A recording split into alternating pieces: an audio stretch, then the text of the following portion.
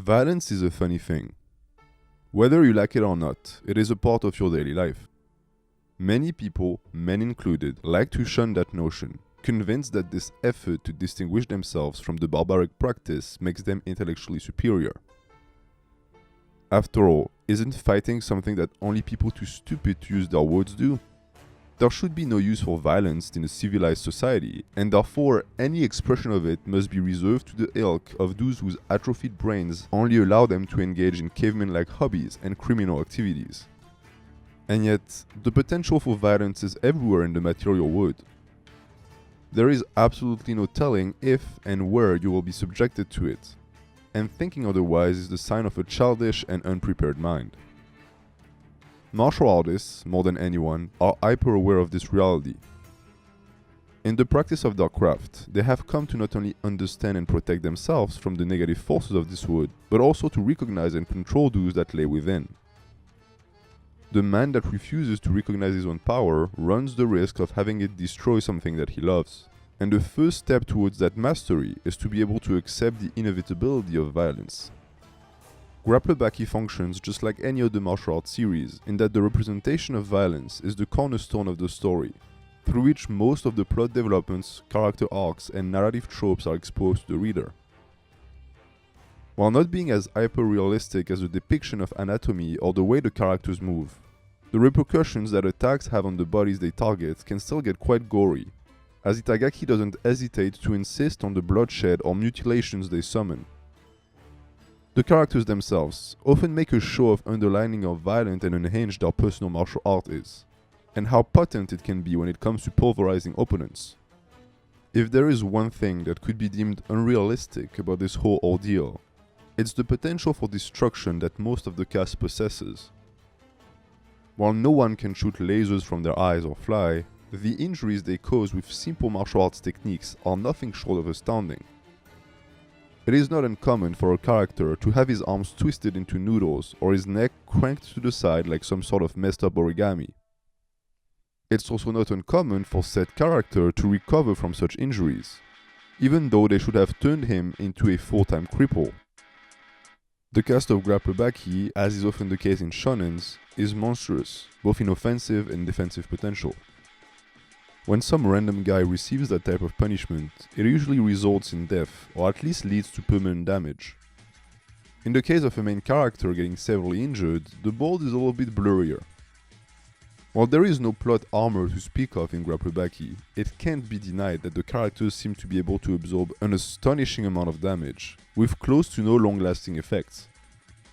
This is a topic that will receive its own segment, as it has more to do with the overall structure of martial arts series, and isn't specific to the use of violence as a narrative tool in Grappler Baki, but it has to be noted. Violence, in Grappler Baki, often takes the form of body horror, with some blows leading to facial deformation so extreme that the reader cannot help but put themselves in the shoes of the victim.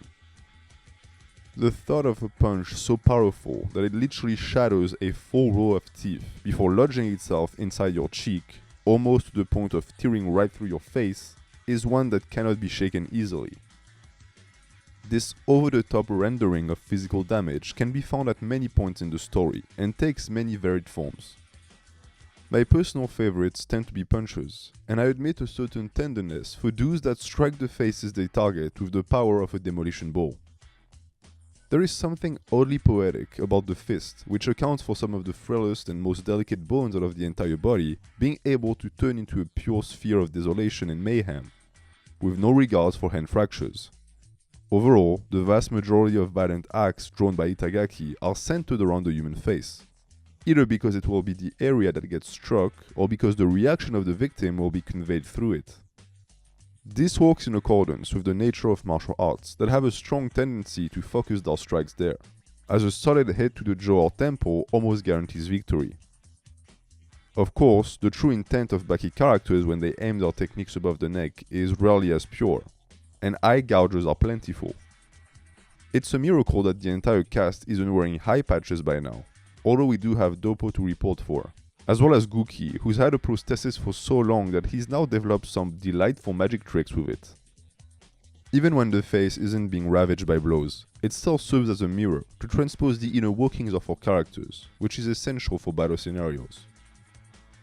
It's not enough to show a character being gutted alive. The reader also needs to be able to see all the stupefaction and horror the man is going through, as his entrails are literally being pulled from his stomach.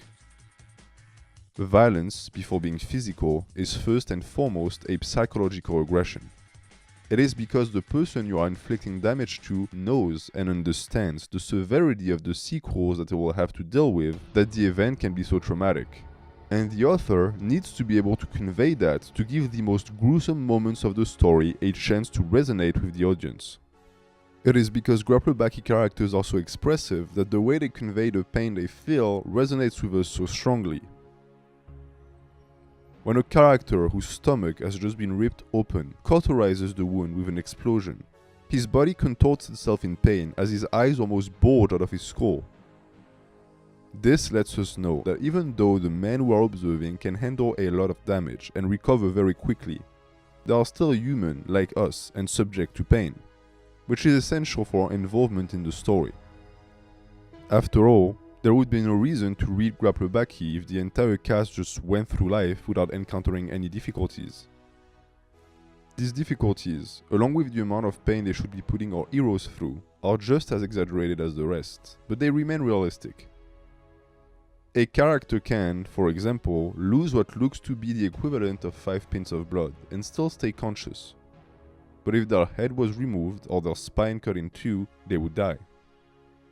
This adds to the dramatic tension that makes a fighting series exciting, without cheapening the outcome so much that we would just become completely unresponsive to the struggles of the main characters, that we're supposed to feel so connected to. We often learn a lot from a protagonist's personality, not necessarily through his words, but rather through his actions, either in how he handles violence when he's on the receiving end of it, or how he behaves when he's the one dishing it out. Take Jack Hanma for example. When he gets injured, he doesn't react to it. An arm broken in 7 different spots doesn't even register to the mind of this madman, because he's going to continue fighting regardless of what happens. In the same vein, a guy like Shiba, who prides himself on never backing out from a fight, will keep a look of defiance on his face, even when he's on the middle of a one-sided beating. A man like Anayama Kaoru, when he looks down at his fingers to realize they're all mangled, just looks displeased.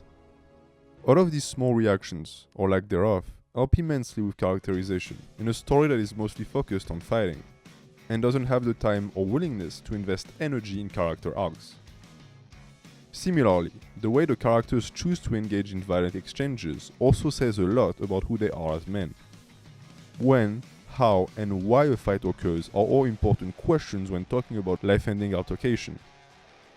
The fact that someone like Yujiro seems to completely ignore these interrogations and rushes into bloodbaths gives us more information about his character than if he had just spent 4 panels explaining to us that he's a violent psychopath.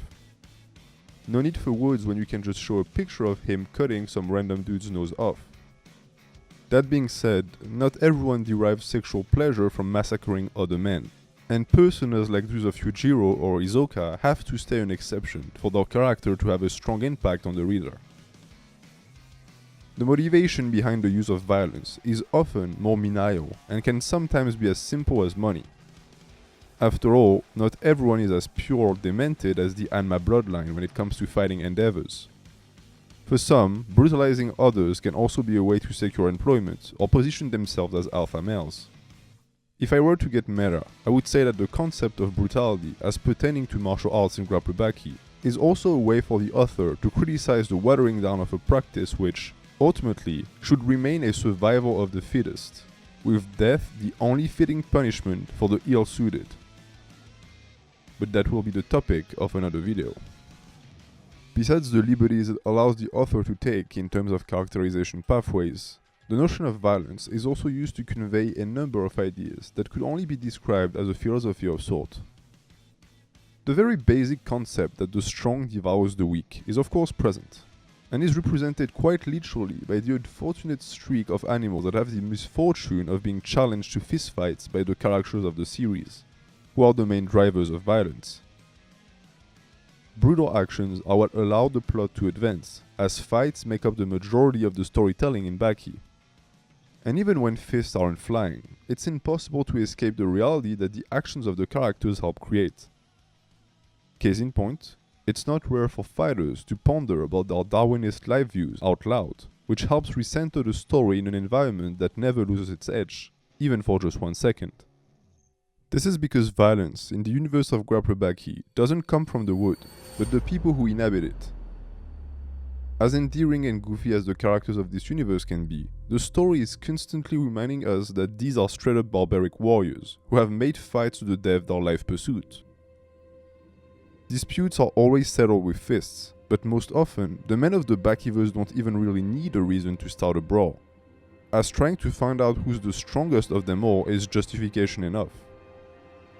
These are individuals that were born to beat people up, and for whose violence is just a natural byproduct of their profession.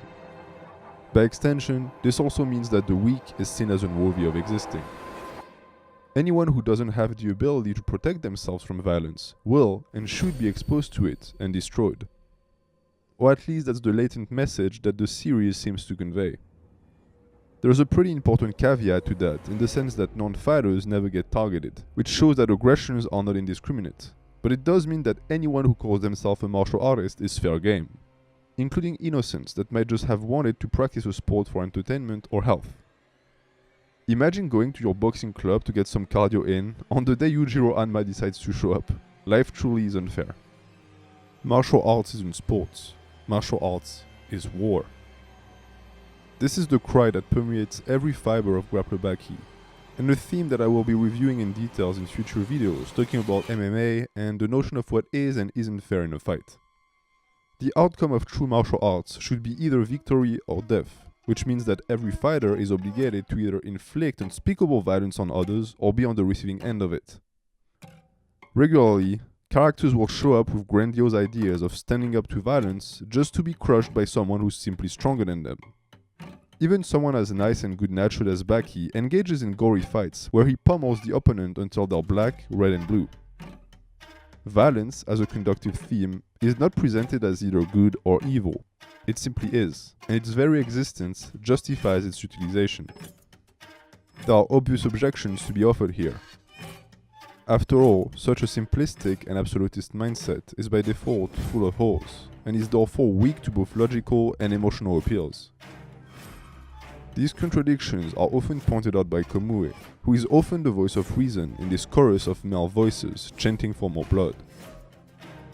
And while her counter-arguments are all sound and her ideas justifiable, they always get ignored by the fighting roster of the series for one simple reason: they don't respond to common sense. This is the beauty of a one-track mind. It doesn't matter if it makes no sense. All that matters is that you want to do it. And since expressions of violence are a necessity for those who wish to walk on the martial path, then its existence will not only be accepted, but also celebrated. This is why it isn't shunned in the slightest in martial arts series, which function as reverse societies where the ropes of the ring are expanded to frame the dynamics of the microcosms hosting the fighters. This doesn't mean that violence is accepted across the board, but that it has lost its taboo status within the confines of the narrative that is preoccupied with telling us the story of these characters. In Baki, friends routinely punch each other in the throat, and waking up someone by full-on slapping them across the face is seen as proper medical practice. In a group where everyone agrees to the terms and conditions of ultra-violence, there remains no space for moral questioning or reticence, as the espousal of ultimate combat leads to no resentment or apprehension, but rather to the birth of a camaraderie of sorts. And who knows more about brotherhoods in violence than soldiers? This is the topic I'll be discussing with you on the next installment of this series dedicated to the analysis of Grappler Baki, where I'll be talking about the representation the author makes of war and the military in this series we hold so dear.